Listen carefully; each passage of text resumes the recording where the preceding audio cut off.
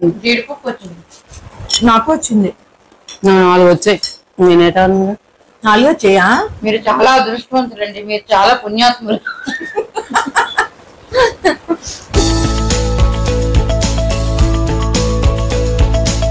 ఏం చేస్తున్నా శైలి గారు? ఫ్రిడ్జ్ లో పుదీనా ఉండిపోయిందండి.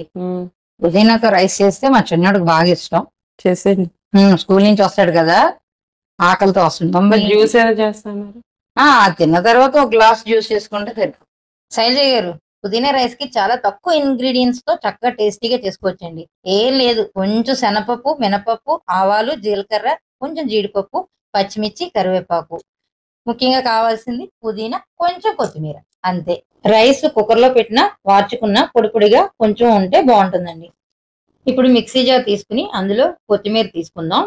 తర్వాత పుదీనా కూడా వేసుకుని ఇప్పుడే కావాల్సిన పచ్చిమిరపకాయలు కూడా ఇందులో వేస్తామండి, తగిన కారం, 3 కలిపి మిక్సీ చేసుకుందాం ముద్దలా.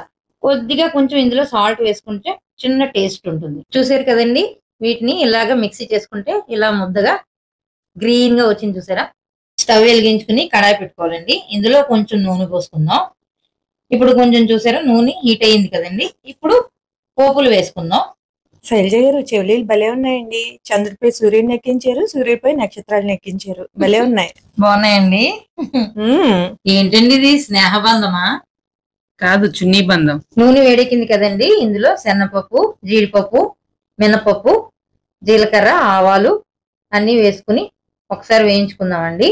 ఇందులో ఎండుమిర్చి కూడా వేస్తాం. ఆల్రెడీ మనం పుదీనాలో మనం పచ్చిమిర్చి చేసాం కదండి, కొంచెం ఎండుమిర్చి కూడా వేసుకుంటాం. 2 బాగా కలుపుకోవాలి, మాడకుండా చూసుకోవాలి. కొంచెం ఇవి వేగాయి కదండి, మనం ముందుగా మిక్సీ చేసుకున్నాం కదండి మిశ్రమాన్ని ఇందులో వేసుకుని వేపుకుందాం. బౌల్లో వేస్ట్ చేయకుండా కొంచెం వాటర్ కలుపుకుని ఇందులో వేసేసుకుందాం. బాగా వేగాలండి, పచ్చివాసన పోవాలి. పుదీనాని ఫ్రై చేసుకుని కూడా పేస్ట్ చేస్తారేమోనండి. ముందు వేపేసి మళ్ళీ మిక్సీ చేసి మళ్ళీ పోపులో వేసి మళ్ళీ వేపితే దానికి ఉన్న పోషక విలువలన్నీ పోతాయి. ఇందులో కొంచెం పసుపు వేసుకుని కలుపుకుందామండి. కొంచెం వేగనిద్దాం.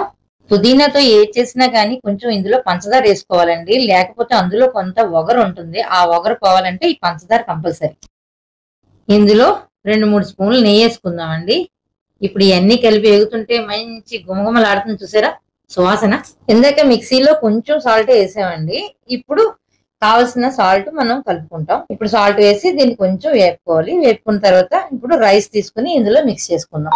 ఈ మొత్తం పుదీనా మిశ్రమం అంతా రైస్ కి పట్టేటట్టు మనం కలుపుకోవాలి.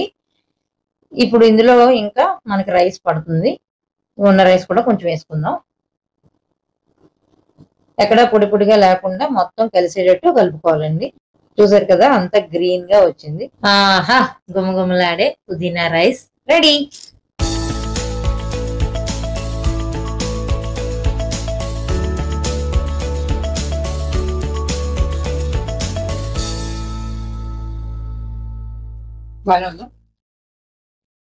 చాలా బాగుంది. వీడియో కన్నా వద్దు, వీడియో కన్నా చెప్పండి. అంటే ఉదయం క్యారేజీలకు కానీ కాదు, లేదు, టేస్ట్ చాలా బాగుంది. అలాగే చేస్తారు. ఇలా చేస్తారు పుదీనా రైస్ అంటే మసాలా వేసి కొంతమంది చేస్తారు. అవే మసాలా బాగుంది. జీడిపప్పు వచ్చింది. నాకు వచ్చింది. 4 వచ్చాయి. నేనేటా 4 వచ్చాయా? మీరు చాలా అదృష్టవంతులండి, మీరు చాలా పుణ్యాత్ములు. వేపప్పు ఉంది, కొత్తిమీర ఉంది, పుదీనా ఉంది. బాగుంది. చూసారు కదండి, పుదీనా రైస్ సింపుల్ గా తక్కువ ఇంగ్రీడియంట్స్ తో చాలా టేస్ట్ గా చేసుకోవచ్చండి. చాలా చాలా బాగుంటుంది. కార్తీక్ గారు నచ్చింది కదా? బాగుంది. శైలజ గారు, మీకు చాలా బాగుంది. మీరు కూడా ఒకసారి ట్రై చేయండి. నచ్చితే కనుక షేర్ చేయండి, లైక్ చేయండి, సబ్స్క్రైబ్ చేయండి.